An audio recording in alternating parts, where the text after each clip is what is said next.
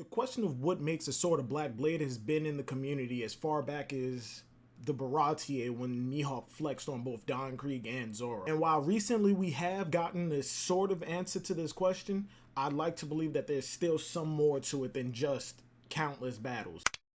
So let's talk about it.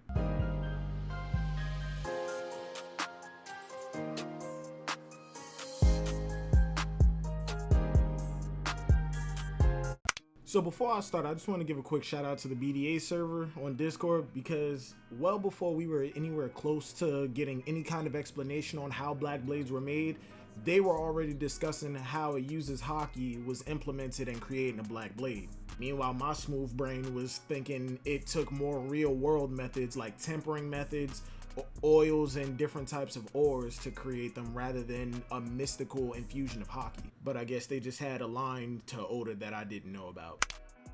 Now, black blades are special types of swords that are sharper, heavier, and just all around more powerful than your normal Wazamono. The Wazamonos being graded blades that are a cut above your normal run-of-the-mill weapons, and there are a certain number of swords within each grade, and with every grade it goes up, the sword becomes more powerful, with the lowest grade being an unknown number of Wazamonos being just normal graded swords, the 50 Ryo Wazamonos or the skillful grade swords, the 21 O Wazamonos or great grade swords, and the strongest of the four, the 12 Saijo O Wazamonos or supreme grade blades. And as of right now, there are only 2 confirmed black blades in the entire series, belonging to Dracula Mihawk, the world's greatest swordsman, and at one point Ryuma, the legendary swordsman dubbed the Sword God.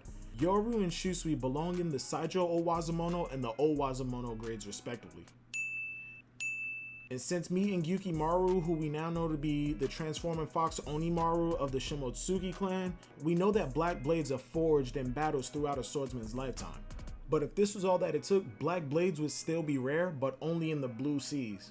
Once you enter the Grand Line though, black blades should become more common among anyone who used Haki with a sword that they carried for long enough. But since this isn't the case, there has to be something extra to creating the blades, with those extra layers being Conqueror's Haki and at least some or a full dedication to swordsmanship. Looking at the first uses of the 2 black blades that I mentioned, we can see what separates them from your average or less than average swordsman.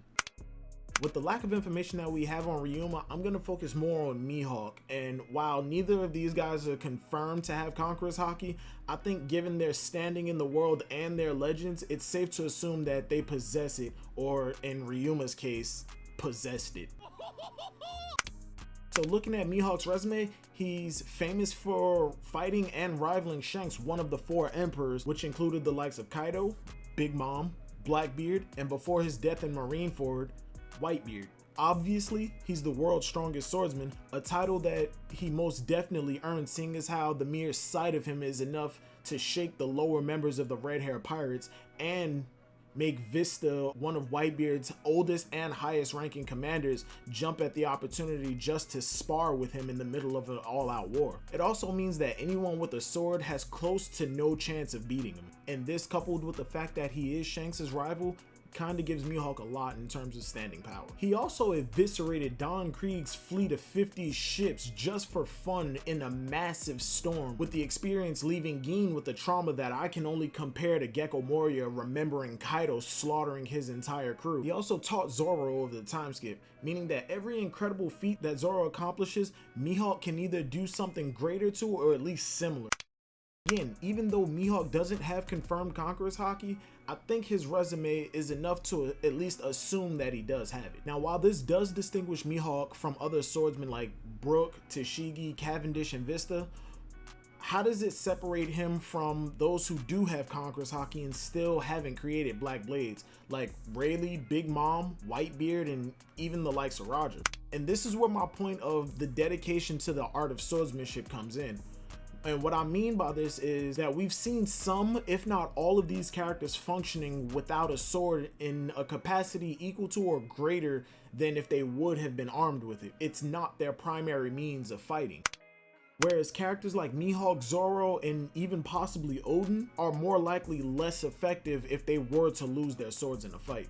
And while we have seen Zoro function without his sword, like when he used his Tatsumaki in the Davy back fight, It is undeniable that he is incredibly more effective when he is armed, and if you needed further explanation to it, just go back and look at Syrup Village when he was up against the Meowbon brothers, a low-tier duo that Zoro himself even commented that if he had his other swords, they would be absolutely no problem. A much simpler way that I like to separate the types of swordsmen in One Piece is much like how the Wazamono grade swords are separated, based on skill and effectiveness, with them being sword users like Luffy, Queen, and at one point even Carrot. Those who carry swords on their waist and use it very little, if at all, and when they do, there is no skill or technique to it. They're only swinging it around because it's a long and strong extension that is very effective at putting someone down and keeping them down. Giggity. Then we have the actual swordsmen.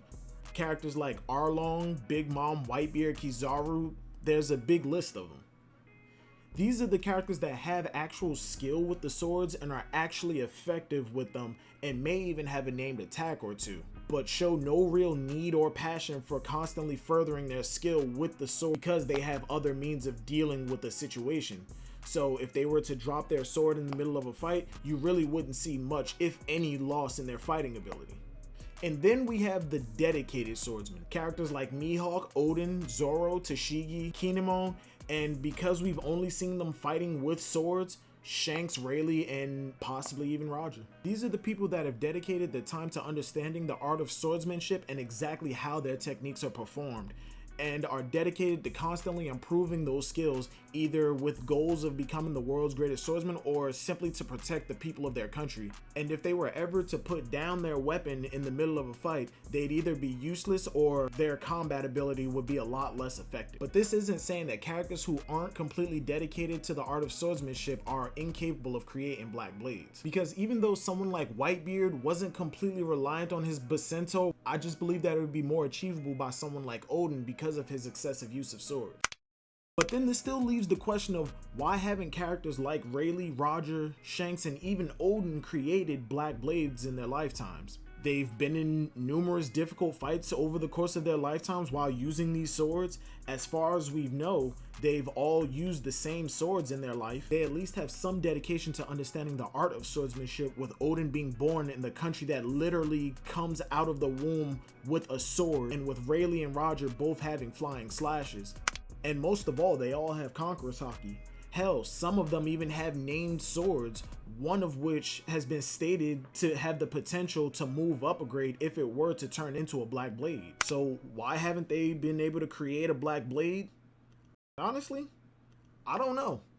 They meet the assumed requirements of having multiple hard-fought battles and using swordsmanship. They have Conqueror's Haki as well as an understanding of swordsmanship. So it leads me to believe that there is still another layer in creating a black blade that we've yet to get, and that Oda may expand on either by the end of Wano or when we finally get more on Mihawk. But regardless, it's all theory and speculation anyway, and Oda may throw a curveball, and none of this has anything to do with Conqueror's Haki at all. But if you have your own explanations on how you think black blades are created, I'd love to hear it. Put them in the comments, or better yet, join the Discord. I love talking about it, and I love to hear everybody's comments on it.